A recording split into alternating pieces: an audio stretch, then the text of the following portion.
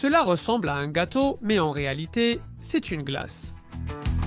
Et le meilleur dans tout ça, c'est que tu n'as pas besoin de sorbetière, ni de four, ni de savoir cuisiner.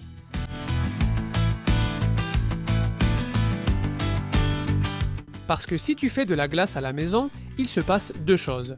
Premièrement, elle devient dure comme de la pierre. Et deuxièmement, tu sais, les frigo tristes.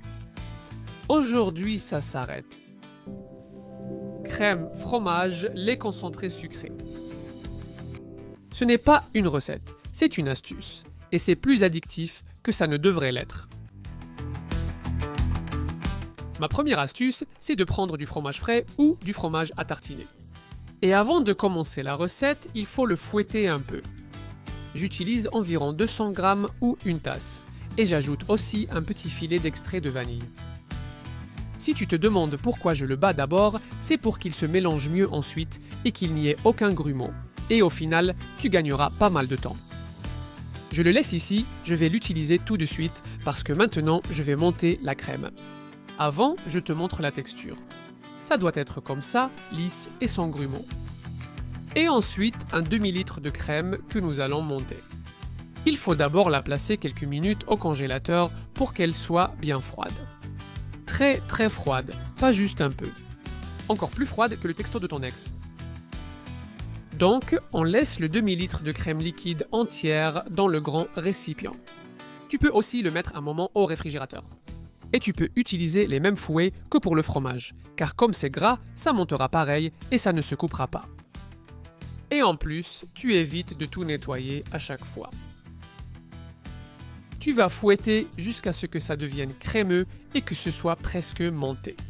Ne la laisse pas trop ferme parce que tu vas devoir la mélanger encore avec le fromage. Comme tu vois, je l'ajoute une fois que la texture est déjà crémeuse. C'est ça qui fait que ce n'est pas une glace normale. Cette onctuosité est presque illégale. Et j'aime profiter même de la petite crème qui reste sur la spatule de pâtisserie. Il suffit juste de lui donner quelques tours avec la machine à nouveau.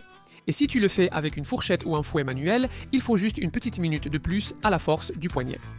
Une fois que tu vois que les deux préparations sont bien intégrées, tu peux arrêter de battre. Et ne t'inquiète pas, ça arrive vite, presque aussi vite que j'ajoute cette boîte de lait concentré sucré. Et c'est la raison pour laquelle ça ne cristallise pas. Et aussi pourquoi tu ne peux pas t'arrêter d'en manger. N'essaie surtout pas de fouetter à nouveau. On a déjà la crème fouettée, le fromage ajouté et le lait concentré par-dessus. La seule chose que tu dois faire, c'est mélanger délicatement avec des mouvements doux et enveloppants. Et même si au début tu penseras que ça ne se mélange pas, tu te rends vite compte qu'en fait, tu obtiens rapidement une texture homogène et très pâteuse. Idéal pour une texture parfaite dans une glace. Jusqu'à... Elle doit avoir de la tenue, mais aussi ses petites bulles et sa douceur que nous allons verser dans un moule. Dans mon cas, de 22 cm de diamètre, mais tu peux utiliser celui que tu veux. J'en ai un en silicone et il va être parfait, mais ça pourrait être de n'importe quel type. Tu peux le tapisser de papier sulfurisé et c'est réglé. Ce que je fais, et qui donne vraiment une touche de cheesecake authentique, c'est d'ajouter seulement une partie de la crème. Ensuite, je mets quelques gouttes de confiture et, avec un cure-dent ou une fourchette, je les fais tourbillonner. On fait une sorte de mini-effet marbré. C'est joli, et quand tu le couperas, tu sentiras cette légère saveur à l'intérieur. C'est une merveille. Donc je te le recommande vivement. Ajoute-le en 3 fois et comme ça, tu auras 3 couches à l'intérieur avec un peu de confiture. Tu vois comme c'est facile de transformer quelque chose en quelque chose de super top. Glace ou gâteau? Aujourd'hui, je vais tricher parce que ceci, je le transforme en un gâteau glacé. Ça peut paraître totalement facultatif, je vais écraser des biscuits. Tu peux mettre des digestives, des biscuits Maria, des biscuits grillés, ce que tu veux, tant que... Trituren bien, porque en esta trituradora o picadora de alimentos voy a hacer biscuits. Si tu veux le faire et que tu n'as pas cette petite machine, ce n'est pas grave non plus, tu les mets dans un petit sac en plastique et tu les écrases avec une bouteille ou un rouleau à pâtisserie. Il faut juste que tu obtiennes de la poudre de biscuit. Une fois que tu l'as, tu vas l'humidifier et l'idéal, c'est de le faire avec du beurre. Donc une petite tasse de beurre, à peu près à moitié, et tu la chauffes pour qu'il devienne liquide. Tu peux le faire comme tu veux, mais moi je le fais au micro-ondes parce que ça prend seulement quelques secondes. Une fois que tu l'as, tu la verses directement sur le biscuit sans te compliquer et tu mélanges jusqu'à ce que la couleur et la texture changent un peu. Ça va ressembler à une sorte de sable mouillé. Même si tu n'obtiens pas la texture parfaite, tu peux ajouter un peu d'eau ou quelques gouttes pour obtenir cette texture qui garde la forme quand tu presses, tout en restant un peu moelleuse. On ne veut pas quelque chose de trop dur ou compact.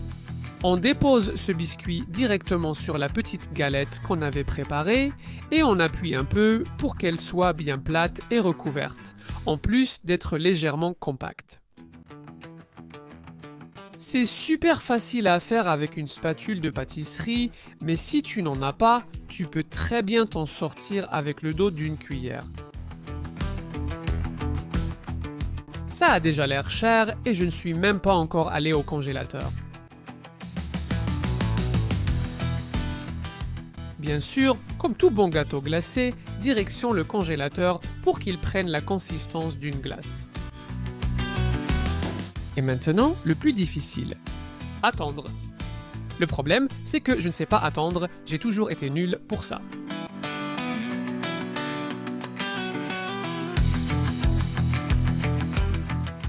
Allez, ça fait déjà 3 minutes. D'accord, ça fait 6 heures. Et maintenant, démoulez, décorez si vous voulez avec quelques petites choses et profitez-en, car c'est ça le plus important. En utilisant un moule en silicone, tu vois que j'ai fait en sorte qu'en le retournant, le biscuit reste en dessous. Ah, il a une bonne base. Ce n'est pas normal. Si tu veux épater les gens, un peu plus de confiture et quelques fruits dessus donneront vraiment une touche de grande pâtisserie. Laisse un peu de blanc sur le bord, ça fait plus professionnel. Tu aimes cette finition ? Regarde ça. C'est que ça trompe n'importe qui. Et tu sais, l'important chez les gens et dans les desserts, c'est la même chose. L'intérieur. Et nous verrons si l'intérieur de ce dessert déçoit ou séduit. Qu'en dis-tu ?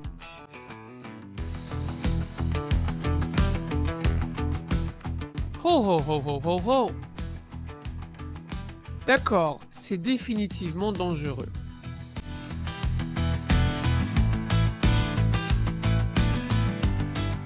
Parce que tu tombes sur un morceau, tu le rapproches de toi et tu t'en sers encore plus. Tu ne t'arrêtes pas.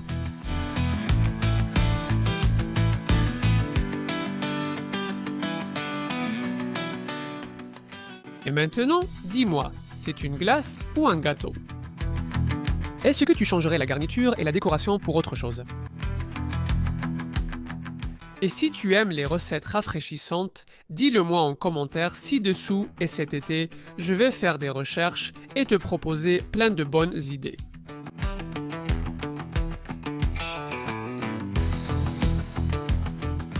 Pour moi, ce morceau,